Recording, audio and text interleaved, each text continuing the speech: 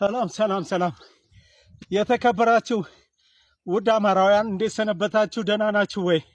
እኔ በጣም ደህና ነኝ። ይሄ ሁሉ መስዋዕትነት የሚከፈለው እንግዲህ ለህዝባችን ነው።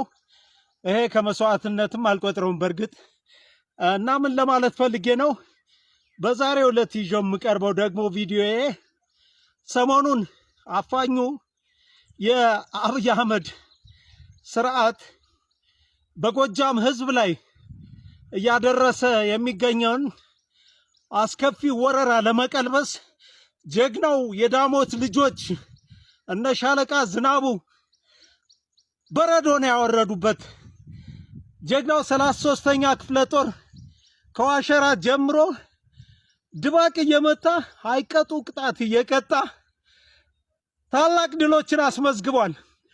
ሰሞኑን በአርቲፊሻል ኢንተለጀንስ ልክ መሐመድ ተሰማ ያ ንፍጣም ዳሞት እንደገባ አድርጎ የለቀቀውን ቪዲዮ አይተናል።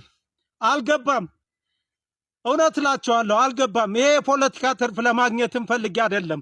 እንዴት አልገባም ብትሉኝ ወጣትነታቸውን ሳያውቁ እነ ሻለቃ ዝናቡ እነ ሻለቃ የኔ ዓለም እነ አርበኛ ተፈሪ ይሄንን ኦፕሬሽን ቀልብሰው ጠላት አይቀጡ ቅጣት ተቀጥቶ በኤርትራ በረሃ ይንከራተቱ የነበሩ ጀግና የህዝብ ልጆች ናቸው። እነኚህ ሶስቱ ወንድሞቼ እኛ የአማራ በደል ባልገባን ሰዓት እነሱ አስቀድሞ የአማራ መበደል የአማራ መገፋት አሳስቧቸው በኤርትራ በረሃ ይንከራተቱ የነበሩ እንቁ የአማራ ልጆች ናቸው።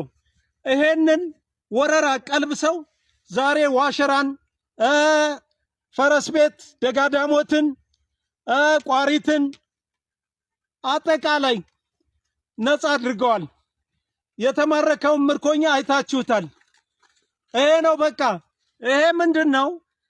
የዳሞትን ታሪክ አለማወቅ ነው። የጎጃምን ታሪክ አለማወቅ ነው። የጎጃምን ታሪክ ለማወቅ ደግሞ 11ኛ ክፍል የድሮውን ኢትዮጵያን ሂስትሪ የሚለውን ማየትና ማረጋገጥ ተገቢ ነው። ኢትዮጵያን ሂስትሪ የዳሞት ህዝብ አመጽ የሚል ራሱን የቻለ ትምህርት አለ። ዳሞትን አላወቀውም። ይሄ እንከፍ የሆነ ህፃን አብዮት አህመድ ማለቴ ነው። በአጠቃላይ እነ ብርሃኑ ጁላ አግበስብሰው የላኩትን የሚገርማችሁ ነገር እኮ ደግሞ ጎጃም ላይ አባት አርበኞች ተደራጅተው የመሰረቱት ክፍል አለ። አባት አርበኛው ተራራውን ነክሶ ይዞ ነው እርግፍ አድርጎ ያስወጣው። በትናንትናው ዕለት ከትናንት ወዲያም በነበረው ውጊያ ምርኮኞች አሉ። ምርኮኞቹን በቀጣይ ይዤ ቀርባለሁ። እየተዝረከረከ ነው ተመልሶ ሄደ። አሁን የሚወጣበት አጥቶ በቃ አንዲት ተራራ አንቆ ይገኛል። ያንን ደግሞ ከጎጃም ምድር አይወጣም። እመብርሃን ምስክሬ ናት። አይወጣም አይወጣም። ይህንን ነው አስረግጬም ነግራችሁ። ጎጃም በተለይ ዳሞት ያስተፋል ሐሞት ተብሎ የተነገረለት ህዝብ ነው። ጉራማ አይደለም። ደም አስተፍቶ ነው የመለሰው። ዝናቡ ዝናብ ብቻ አይደለም፣ በረዶ ነው።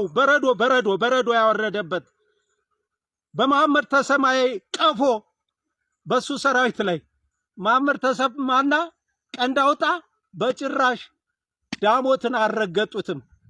አሁንም ክርስቲያን ነኝ እመብርሃን ምስክሬ ናት፣ አልረገጡትም። ኤአይ ነው የዳሞትን ምስል ከጀርባው አደረጉ። ጭራሽ መሐመድን በፊት አውቀዋለሁ። ሽንታም አውቀዋለኝ። አንድ ክፍልም ነበርነ ስለማውቀው ነው። መሐመድን የመጨረሻ ቦቅቧቃ ፈሪ እኮ ነው። ድንግልን ዛሬ በተለያየ ጎራ ስላለና ፈሪ ነው። ፈሪ አስለምጦ ነው የሚልከው። ስለዚህ ዳሞት ያስተፋል ሐሞት የተባለለት ህዝብ ጎጃም እንደ ጎጃም የነበላይ ዘለቀ ሀገር የትም እንደ ከፋ ውሻ ተናቸፈ፣ ሮጠ፣ ምን አለ? ደም እየተፋ ነው ያለ። ደም እየተፋ ነው ያለ ይሄ ሰራዊት። በአጠቃላይ ጀግናው የጎጃም ህዝብ፣ ጀግናው የሸዋ ህዝብ፣ ጀግናው የጎንደር ህዝብ፣ ጀግናው የወሎ ህዝብ የተጋረጠብህን አደጋ ቀልብሰህ ነገ በቅርብ ቀን ወደ አያቶቻችን መንበር እንገባለን። በድል እንገናኝ። መቶ አለቃ አበበ ነኝ ከትግል ሜዳ። ሰላም ሰላም፣ እንዴት አላችሁ? እግዚአብሔር የተመሰገነ ይሁን። እስካሁን ባለሁበት ፍጹም ደህና ነኝ። እናንተም ሰላም እንድትሆኑ ነው የዘወትር ጸሎቴ። ያመሰግናለሁ። ዛሬ ቀን 14 11ኛ ወር 2018 ዓ.ም ነው። የቪዲዮ ደረሳችሁ በሙሉ ሼር፣ ፖስት፣ ላይክ በማድረግ ተባበሩኝ። ጀግናው ምኒልክ እዝ ዛሬም በአምባሰል ተራራ ድል በድል ሆኗል። በጣም የሚገርም ነው። አምባሰል ሚዲያ ብላችሁ ዩቲዩብ ላይ ብትገቡ የተማረከውን መሳሪያና የተማረከውን የሰው ኃይል ማየት ትችላላችሁ። እጅግ በጣም ደስ የሚል ዜና ነው ያሰሙን። ስለዚህ አምባሰል ተራራ ዛሬ ደግሞ ለሁለተኛ ጊዜ በምኒልክ ጀግኖች የአገዛዙ ወንበር አስጠባቂ ካዲያኑ አድማ በትንና አጥባይለስ ሚኒሻ በቅጥ ሲሆን ውሏል። በርከት ያለ መሳሪያ ነው የማረኩት። በጣም ተደስቻለሁ። በቃ ምን ልበላችሁ፣ በቃ በጣም እጅግ በጣም የማደንቃቸው ምኒልክ እዞች ጀግናው የጀግናው ዘር ይሄ ነው። በቃ ይሄው ደገሙት አምባሰል ተራራ ላይ። ያው አምባሰል ተራራ እንግዲህ ያገዛዙ ደጋፊና ያገዛዙ ጦር ያገዛዙ ሚኒሻ ምናምን ማረከኪያ ነው፣ የሬሳ መከማቻ ሆኗል። ምንም ማድረግ አይቻልም። እንግዲህ ኤታባቱ ይሄ ነው በቃ። ዛሬ ሐምሌ 14 ቀን ማለት ነው፣ ሐምሌ 14 2018 ዓ.ም አምባሰል ቃኝተውታል። ልክ እንደ ሙዚቃው፣ ልክ እንደ አንቺ ሆዬ ልክ እንደ አንቺ ሆዬ ልክ እንደ አምባሰል ቅኝት ሲቃኙት ሲያርበደብዱት ጭምልቅልቅ አድርገው ሙሉ በሙሉ ወደ አምባሰል ተራራ የወጣውን ያገዛዙን ሚኒሻ አጥባይለስ ሚኒሻና ካዲያኑን አድማ በትን አድርገውታል። መልካም እናመሰግናቸዋለን ጀግኖች።